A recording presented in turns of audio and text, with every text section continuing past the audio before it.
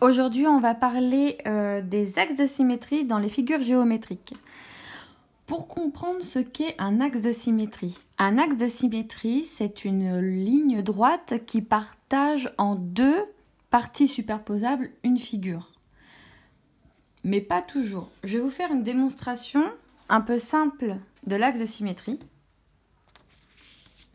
J'ai ici une feuille coupée en deux, exactement, coupée en deux.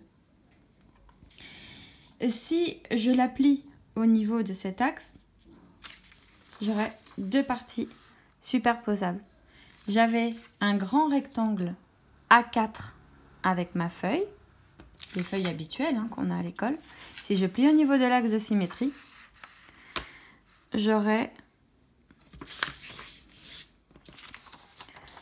ces deux parties de ma feuille qui se superposent parfaitement. C'est-à-dire que rien ne dépasse. C'est pas plié dans ce sens où il y a des morceaux qui dépassent. C'est superposable. C'est une copie conforme puisque c'est en deux parties. C'est un peu comme si on prenait notre visage et on le coupe en deux avec un axe de symétrie. C'est-à-dire que je ne vais pas pouvoir couper mon visage horizontalement, mais je vais couper mon visage verticalement.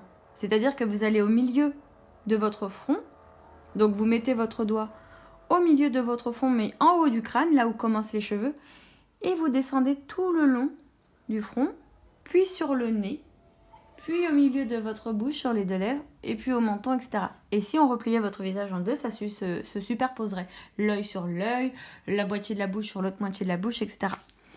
Je vous fais une démonstration. Alors, je suis désolée, c'est du bricolage. Vous savez que mes vidéos, c'est toujours un peu du bricolage. Je n'ai plus du tout de peinture chez moi. Et donc, je vais faire avec un petit flacon de maquillage. Je suis désolée, on va faire comme ça. C'est un petit flacon de maquillage. Et donc, je vais vous montrer. Alors, on peut imaginer que c'est comme de la peinture. Je vais faire des taches, comme ça. Vous voyez? Des taches. Hop, hop. J'ai fait 3 taches. Donc, ces 3 taches de couleur, si je ferme, comment dire, ma feuille, et que j'appuie, vous allez voir que des deux côtés, ça va se ressembler. J'appuie un peu sur la peinture. Là, avec le maquillage, ça ne le fait pas aussi bien que j'aurais voulu. Avec de la peinture, ça marche beaucoup mieux, parce qu'en plus, on peut mélanger des couleurs et faire de jolies choses. Mais bon, c'est juste pour faire une démonstration. Vous pouvez le faire à la maison, évidemment, en faisant attention avec la peinture. Mais vous êtes d'écran maintenant. Donc, vous voyez, j'ai donc replié ma feuille sur son axe de symétrie. J'avais des taches que sur un côté. Enfin, j'avais des petites noisettes de peinture. Là, c'est du maquillage, mais on imagine que c'est de la peinture. Des noisettes de couleur. J'ai replié ma feuille sur son axe. J'ai appuyé. Et on va constater quelque chose ensemble.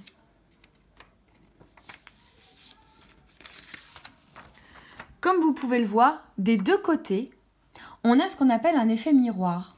On a ces taches qui ont exactement la même forme. Et ça aurait beaucoup mieux marché avec de la peinture, mais comme je vous dis, j'en ai plus du tout, je suis désolée. Donc, vous voyez, on a ces taches qui ont exactement la même forme. Si je les superpose, elles se confondent parfaitement des deux côtés. Donc là, l'avantage de ces taches de couleur, c'est que ça traverse un peu le papier et on peut voir que ça se confond et que rien ne dépasse. Donc les taches sont superposables sur l'axe de symétrie. Je rouvre, je ferme, vous voyez, les taches sont vraiment pareilles. Elles ont la même forme, d'accord? Et ça, donc vous pouvez le faire avec une feuille et de la peinture avec différentes couleurs. Vous mettez que d'un côté des petites noisettes de couleur.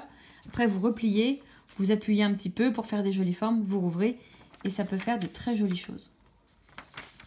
Donc ça, c'était pour montrer ce qu'est le principe de l'axe de symétrie et le principe miroir. Et quand je referme, ça superpose. Mais il y a un effet miroir. Maintenant, on va passer aux figures géométriques. J'en ai pris quelques-unes. J'aurais pu en prendre plus, mais j'en ai pris quelques-unes. Donc vous connaissez le carré, vous connaissez le rectangle, un cœur, qui est aussi une figure géométrique, et le cercle. On va commencer par le carré. Le carré, je n'ai dessiné que 2 axes de symétrie. Donc, si je replie mon carré sur cet axe de symétrie, je ne vais plus avoir un carré, mais deux rectangles qui se superposent parfaitement.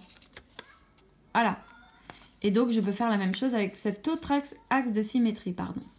Donc, voilà. Je replie. Et c'est parfait. Ce que je n'ai pas fait sur le carré, et pourtant ils existent, c'est que j'ai d'autres axes de symétrie qui sont les diagonales. Je ne les ai pas tracés, mais je vais vous montrer quand même. Je prends les deux sommets opposés du carré et je les superpose.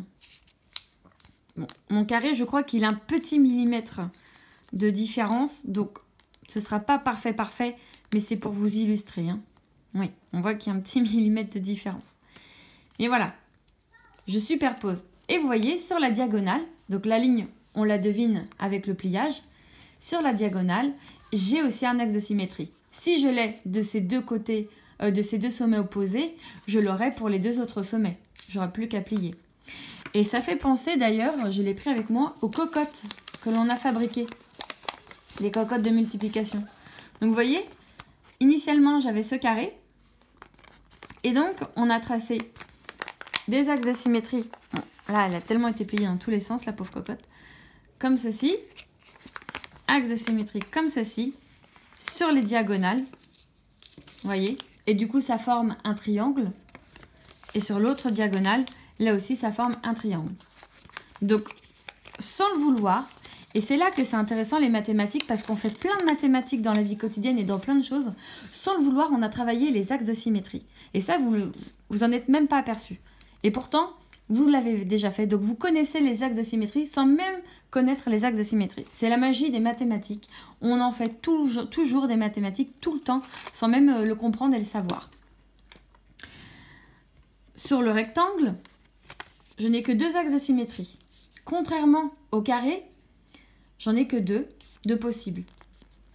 Et donc, les axes de symétrie, pour que ça marche, sur le carré, le rectangle et sur bien d'autres figures géométriques, il faut le plus souvent que l'axe passe par le milieu de la longueur, des deux longueurs, et pour l'autre axe de symétrie, par le milieu des deux largeurs. Sinon, ça ne marche pas. Si je fais un axe de symétrie ici, ça ne marche pas. Les deux faces ne se superposent pas, elles ne sont pas égales. Donc vous voyez le principe? Axe de symétrie, il faut que tout se superpose et qu'il n'y ait rien qui dépasse. Je le rappelle à chaque fois, la géométrie, c'est une affaire de précision. Il n'y a pas de à peu près en géométrie. Le cercle. Alors le cercle, il est un peu particulier parce qu'il n'est formé que d'un seul trait, il n'y a pas de sommet. Et donc ce cercle, j'ai dessiné que deux axes de symétrie. On les voit à peu près, donc je les plie. Voilà, premier axe de symétrie. Deuxième. Mais regardez, je vais en prendre un au hasard. Voilà, comme ça. J'en ai un autre. Et là aussi, j'en ai un autre. Et là aussi, j'en ai un autre. Et puis, je les prends un peu au hasard, hein, un peu n'importe où. Hein. J'en ai un autre. Parce que le cercle, comme il n'a pas de sommet, et comme il n'a qu'un seul trait, une seule ligne qui se rejoint, qui forme un cercle, hein, une ligne sans commencement ni fin, ces axes de symétrie sont partout, tout du long. Ils sont partout. La seule condition, c'est qu'il faut que ça passe par le centre du cercle. C'est la seule condition pour le cercle. Les axes de symétrie sont partout sur le cercle. Partout, partout. Enfin, le cœur. Le cœur, il n'a qu'un axe de symétrie. Si je plie le cœur ainsi, est-ce que les deux faces se superposent parfaitement? Ben non. De ce côté, ça dépasse. Là, il y a le sommet qui dépasse. Voilà, ça ne va pas du tout. Alors que si je prends l'axe de symétrie vertical, pardon, je plie, il faut que j'arrête de dire pardon tout le temps, hein. Je plie du coup sur l'axe de symétrie vertical au cœur, donc il coupe en deux les deux parties du cœur, hein. Hop, et ça se superpose parfaitement. Donc le cœur n'a qu'un axe de symétrie. Il y a des figures où il y a un axe de symétrie. Il y a des figures qui n'en ont pas. Il y a des figures qui en ont deux, d'autres qui en ont quatre, d'autres qui en ont plein, etc. etc. Il y a plein de possibilités. Nous, on va se concentrer sur des figures plutôt connues et plutôt comme celles qu'on a l'habitude d'utiliser, tout simplement. Donc voilà pour les axes de symétrie. C'était plutôt court parce qu'il n'y a pas grand chose à savoir. Et donc le travail que vous avez à faire, je vais mettre comme ça vous verrez mieux, c'est que sur votre cahier, vous allez faire un rectangle avec tous les axes de symétrie. Donc j'ai mis plus tous les axes de symétrie. Vous allez faire un carré avec tous les axes de symétrie. Pardon, j'ai dit sur le cahier, mais non. Vous faites ça sur une feuille. Feuille blanche, feuille à carreaux, c'est pas très grave en fait. Mais il faut que ce soit une feuille qui soit en dehors de votre cahier. Vous allez voir pourquoi. Donc je répète, sur une feuille, on fait un rectangle avec tous ces axes de symétrie. Un carré avec tous ces axes de symétrie. Donc je m'entraîne, je plie, je regarde si ça se superpose. Je fais un cercle avec seulement 2 axes de symétrie parce qu'il y en a une infinité d'axes de symétrie. Donc on va se contenter de 2, c'est déjà pas mal. Je découpe toutes ces figures. Je les plie au niveau de mes axes de symétrie que j'ai dessinés.